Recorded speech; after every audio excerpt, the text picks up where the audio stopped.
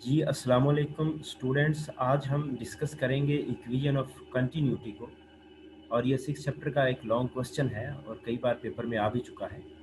तो इसको आपने बहुत ध्यान से जो है वो सुनना है लेक्चर को और उसके बाद इसको तैयार करना है। तो टॉपिक है हमारे पास इक्वेशन ऑफ कंटिन्यूटी। और ये जो इक्वेशन ऑफ कंटिन्यूटी है ये एक्चुअली बेस करती है law of conservation of mass. तो हम law of conservation of mass को कंसीडर करके हम इस इक्वेशन को ड्राइव करेंगे। इसकी जो स्टेटमेंट है तो यहाँ लिखी हुई है कि किसी आइडियल फ्लूइड के लिए जो एरिया ऑफ क्रॉस सेक्शन होता है पाइप का, उसका और फ्लूइड की जो स्पीड है उसका जो प्रोडक्ट है वो हमेशा कांस्टेंट रहता है। बहुत आसान बात है, जैसे कि आप लोगों ने देखा हुआ है, लोग पानी का छिड़काव करते हैं पाइप से, तो उसको आगे से उस पाइप को अगर दबा दें तो एरिया ऑफ क्रॉस सेक्शन जो है वो कम हो जाता है। तो उससे जो वाटर है उसकी स्पीड ज़्यादा हो जाती है। जैसे यहाँ पे कोने में दिखाया भी गया है कि एरिया ऑफ क्रॉस सेक्शन अगर ज़्यादा है तो स्पीड कम है, लेकिन अगर एरिया ऑफ क्रॉस सेक्शन कम हो जाए तो जो फ्लूइड है उसकी जो स्पीड है वो ज़्यादा हो जाती है। और एरिया और स्पीड का जो प्रोडक्ट है वो हमेशा कांस्टेंट रहता है। लेकिन ये किस वक्त है? अगर आइडियल फ्लूइड। और हमें पता है आइडियल फ्लूइड जो होता है वो इनकम्प्रेसिबल होता है, नॉन विस्कस होता है और फ्लो जो है वो स्टेडी होता है। ऐसे ही एक और एग्जांपल यहाँ पे दिखाई गई है टैप ऑफ वाटर की। आप इस टैप ऑफ वाटर को जब खोलते हैं तो यहाँ से पानी नीचे गिरता है। और आप देखते हैं कि पानी की वेलोसिटी अगर इंक्रीज होती है तो इसका एरिया ऑफ क्रॉस सेक्शन जो है वो कम हो जाता है। इन दोनों का प्रोडक्ट हमेशा कांस्टेंट रहता है। यही इक्वेशन ऑफ कंटिन्यूटी की स्टेटमेंट है। और इस ए और बी के जो प्रोडक्ट है इसको हम फ्लो रेट भी कहते हैं। क्यों? एरिया जो है इसका यूनिट होता है मीटर स्क्वायर और जो स्पीड है ये होती है मीटर पर सेकंड। तो मीटर क्यूब पर सेकंड बन जाएगा। मीटर क्यूब एक्चुअली वॉल्यूम है और टाइम का यूनिट होता है सेकंड। तो वॉल्यूम पर यूनिट टाइम है, इसको हम कहते हैं फ्लो रेट। तो हम ये भी कह सकते हैं कि आइडियल फ्लूइड के लिए जो फ्लो रेट है वो कांस्टेंट रहता है। तो हम इक्वेशन ड्राइव करना चाहते हैं कि ए और बी का प्रोडक्ट जो है वो कांस्टेंट रहता है। तो उसके लिए हम कंसीडर करते हैं कि हमारे पास ये एक पाइप है जो कि non uniform cross sectional area है। लोअर एंड जो है इसका इसका एरिया ऑफ क्रॉस सेक्शन कम है और अपर एंड का एरिया ऑफ क्रॉस सेक्शन ज्यादा है। तो यहाँ पे फ्लूइड जो है इसमें फ्लो कर रहा है। कुछ एरिया को हमने शेडेड किया है। यहाँ पे जो फ्लूइड है वो डेल्टा x1 डिस्प्लेसमेंट कवर करता है, जो शेडेड एरिया इसमें, और v1 उसकी स्पीड है और a1 area of cross section है लोअर एंड का। ऐसे ही यहाँ पे अपर एंड में भी हमने शेडेड एरिया कंसीडर किया है जिसमें फ्लूइड की वेलोसिटी v2 है और area of cross section of pipe जो है वो a2 है और डेल्टा x2 डिस्प्लेसमेंट कवर हो रहा है यहाँ। तो लोअर एंड के लिए हम मालूम करते हैं मैस ऑफ फ्लूइड जो है इस शेडेड एरिया में कितना होगा। फ्लूइड का यहाँ पे मैस कितना है शेडेड एरिया में लोअर एंड के लिए, तो मैस मालूम करना है। तो डेंसिटी हमें पता है बराबर होती है मैस पर यूनिट वॉल्यूम। तो मैस बराबर हो जाएगा डेंसिटी इनटू वॉल्यूम। डेंसिटी को आप वॉल्यूम से मल्टीप्लाई करें तो मैस हम मालूम कर सकते हैं। हम कंसीडर करते हैं कि लोअर एंड में जो शेडेड एरिया है उसमें मैस कंटेन्ड है डेल्टा m1 और डेंसिटी ऑफ फ्लूइड हम कह लेते हैं ρ1 है। ऐसी जो वॉल्यूम है, वॉल्यूम हमें पता है अगर एरिया ऑफ क्रॉस सेक्शन जो है A1 इसको अगर हम डेल्टा x1 से मल्टीप्लाई कर दें तो इतने रीजन का वॉल्यूम बन जाएगा। एरिया को अगर इस डिस्प्लेसमेंट से मल्टीप्लाई कर दें तो ये इस इतने रीजन का ये जो शेडेड एरिया है लोअर एंड का इसका वॉल्यूम बन जाएगा। तो हम लिख सकते हैं वॉल्यूम को फिर A1 डेल्टा x1। अब ये जो डिस्प्लेसमेंट है हमें पता है S इज इक्वल टू होता है V क्रॉस T या V डेल्टा T। तो यहाँ पे डिस्टेंस जो है वो डेल्टा x1 है। तो आप इसको स्पीड के फॉर्म में लिख सकते हैं S is equal to V cross T की मदद से। हम यहाँ पे लिख लेते हैं V1 डेल्टा T। वेलोसिटी जो है या स्पीड जो है इसकी यहाँ पे V1 है, डेल्टा टी टाइम लगता है इस फ्लूइड को यहाँ से यहाँ तक मूव करने में, शेडेड एरिया में फ्लूइड को मूव करने में डेल्टा टी टाइम लगता है। तो हम इस तरह लिख सकते हैं, ये मान के इक्वेशन नंबर 1।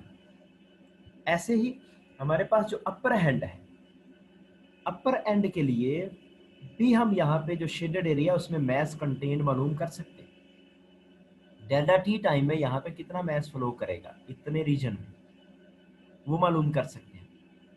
वही फार्मूला हम लगाएंगे, density is equal to mass per unit volume, और मैस जो है ये बराबर हो जाएगा डेंसिटी इंटू वॉल्यूम।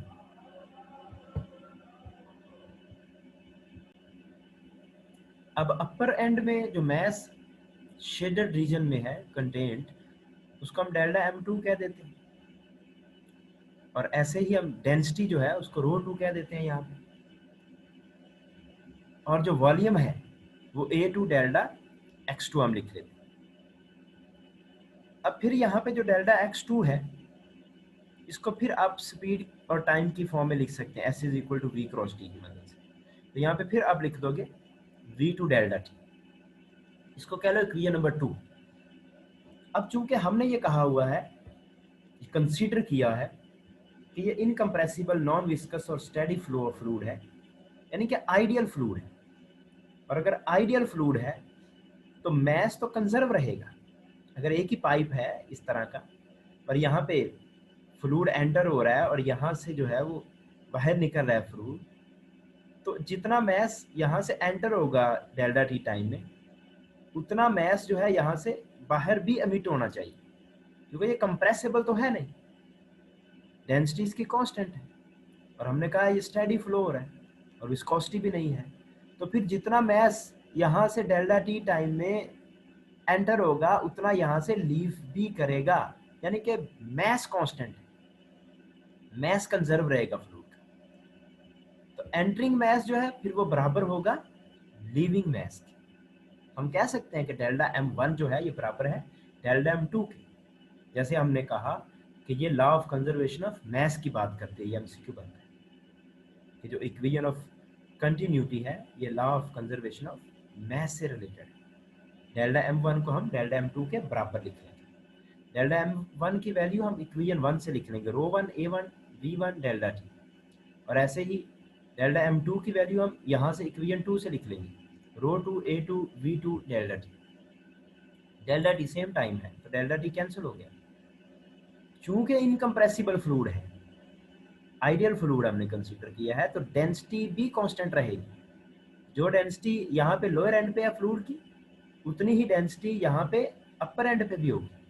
तो इसका मतलब है ρ1 और ρ2 इक्वल होगा, इसको हम रो के बराबर लिख लेंगे, इधर भी रो लिख लिया इधर भी रो, और रो से रो कैंसिल हो जाएगा, तो a1 v1 इक्वल हो जाएगा a2 v2।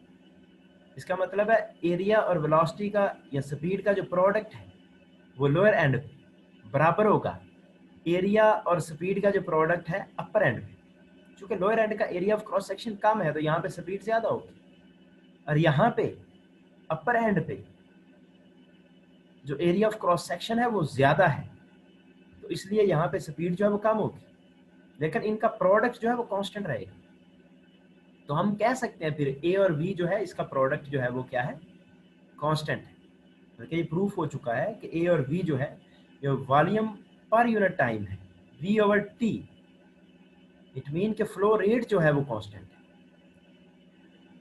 तो ये इसके एग्जांपल्स हमने लिखी हैं, जैसे मैंने आपको बताया है कि आप पानी का छिड़काव करते हुए पाइप को अगर आगे से दबा दें तो उससे ये होता है कि उसका एरिया ऑफ क्रॉस सेक्शन कम हो जाता है, तो स्पीड बढ़ जाती है और वाटर जो है वो दूर तक जाता है, तो आप छिड़काव जो है वो आसानी से कर सकते हैं। ऐसे ये टाइप ऑफ वाटर का दिखाया है कि भाई यहाँ पे अगर इसको अगर आप खोलते हैं तो वाटर जो है वो नीचे फॉल करेगा, तो आप देखेंगे अगर ध्यान से तो नीचे जाते हुए वाटर का जो एरिया ऑफ क्रॉस सेक्शन है जो बन रहा है वो कम होता जाता है। वो क्यों होता जाता है? क्योंकि उसकी स्पीड बढ़ती जा रही है। तो एरिया ऑफ क्रॉस सेक्शन और स्पीड जो है ये इनवर्सली प्रोपोर्शनल है, ए को इधर मल्टीप्लाई कर देंगे तो इक्वल टू कांस्टेंट आ जाएगा। ए और वी का प्रोडक्ट कांस्टेंट है और ए और वी यहाँ पे क्या है, इनवर्सली प्रोपोर्शनल। इस केस में क्या है, वी इंक्रीज हुई है तो एरिया कम होगा। इस केस में क्या है, यहाँ पे जो बॉटम में बना हुआ है लेफ्ट साइड पे, एरिया यहाँ पे ज्यादा था, फिर एरिया कम हो गया, स्पीड बढ़ गई। तो एरिया कम होगा तो स्पीड इंक्रीज हो जाएगी। तो ये था हमारे पास आज का टॉपिक। और इसमें एक और बात है कि नॉन आइडियल फ्लूइड जो है उसके लिए आप किस तरह से ये फार्मूला लिखें, क्योंकि हमने एक एग्जांपल करनी है 6.2, तो उसमें नॉन आइडियल फ्लूइड की बात की है। उसने आइडियल फ्लूइड के लिए तो आप लिख लोगे simply A1V1 is equal to A2V2, या AV is equal to volume per unit time. ये वॉल्यूम है और ये जो वेलोसिटी है, ये स्पीड है। अब यहाँ पे अगर नॉन आइडियल फ्लूइड है, नॉन आइडियल फ्लूइड क्या हम कहेंगे, डेंसिटी कांस्टेंट नहीं। अगर डेंसिटी कांस्टेंट नहीं है तो डेंसिटी फिर यहाँ पे कैंसिल नहीं होगी, ये एज इट इज रह जाएगी। ρ1 A1 V1 is equal to ρ2 A2 V2, मतलब इन तीन चीजों का प्रोडक्ट जो है वो कांस्टेंट होगा। या हम कह सकते हैं रो ए वी जो है वो कांस्टेंट होगा, और रो ए वी जो है ये actually mass per unit time, mass per unit time. कैसे, रो का हमें पता है मैस पर यूनिट वॉल्यूम होता है, और एरिया में ए और वी का हमें पता है वॉल्यूम ओवर टाइम है। तो वॉल्यूम से वॉल्यूम कट जाएगा, कैंसिल हो जाएगा, मैस पर यूनिट टाइम बचेगा। तो रो ए वी जो है ये इक्वल होती है मैस पर यूनिट टाइम। अगर आपको रो ए वी बताया हो, टी बताया हो, तो आप मैस भी मालूम कर सकते हैं कितना फ्लो करेंगे। मैस पर यूनिट टाइम मालूम करना हो तो रो ए वी का पता होना चाहिए। ऐसी रो का पता हो, ए का पता हो, एम का पता हो, टी का पता हो, तो आप स्पीड भी मालूम कर सकते हैं इस तरह नॉन आइडियल फ्लूइड के लिए। और आइडियल फ्लूइड है फिर ये फार्मूला यूज हो जाएगा, A V is equal to volume per unit time. तो ये आप यूज कर सकते हैं। नेक्स्ट चंद एक एमसीक्यू है, आप इसके अलावा जितने भी एमसीक्यू बन सकते हैं आपकी बुक्स में हैं उनको आप जरूर सॉल्व करेंगे। इन equation of continuity the units of A V is, A V के यूनिट्स क्या है, मीटर क्यूब पर सेकेंड, मीटर स्क्वायर पर सेकेंड, या मीटर स्क्वायर। जैसे हमने लिखा शुरू में भी कि ए वी जो है ये वॉल्यूम पर यूनिट टाइम है, तो मीटर क्यूब पर सेकेंड बनेगा। तो ये बी ऑप्शन इसकी दुरुस्त है, बी ऑप्शन जो है ये दुरुस्त है। या वो कह सकता है कि यूनिट्स ऑफ फ्लो रेट वो क्या है, तो आपको मीटर क्यूब पर सेकेंड। नेक्स्ट है in equation of continuity A V is called, A और वी का जो प्रोडक्ट है इसको हम क्या कहते हैं, वॉल्यूम फ्लो रेट कहते हैं, एनर्जी फ्लो रेट कहते हैं, मैस फ्लो रेट कहते हैं, या प्रेशर फ्लो रेट कहते हैं। तो ये actually volume per unit time है, तो वॉल्यूम फ्लो रेट है, ये कितना वॉल्यूम फ्लो किया यूनिट टाइम वाटर का, तो volume flow rate, A option दुरुस्त। नेक्स्ट एमसीक्यू है a hose pipe ejects water at speed of 0.3 metre per second through a hole of area 10 centimetre square, flow rate will be, flow rate क्या होता है A V के बराबर, area बताया गया है और स्पीड बताई गई, इन दोनों को मल्टीप्लाई कर दो सिंपल। जस्ट ये हमारे पास जो आंसर लिखा हुआ है ये मीटर क्यूब में लिखा हुआ है, और एरिया यहाँ पे सेंटीमीटर स्क्वायर में है, ये हो जाएगा 10 क्रॉस 10⁻⁴ मीटर स्क्वायर। और इस 10 को अगर आप 0.3 से मल्टीप्लाई करें तो 3 आंसर आएगा, तो 3 क्रॉस 10⁻⁴ हो जाएगा, -4, 3 क्रॉस 10⁻⁴।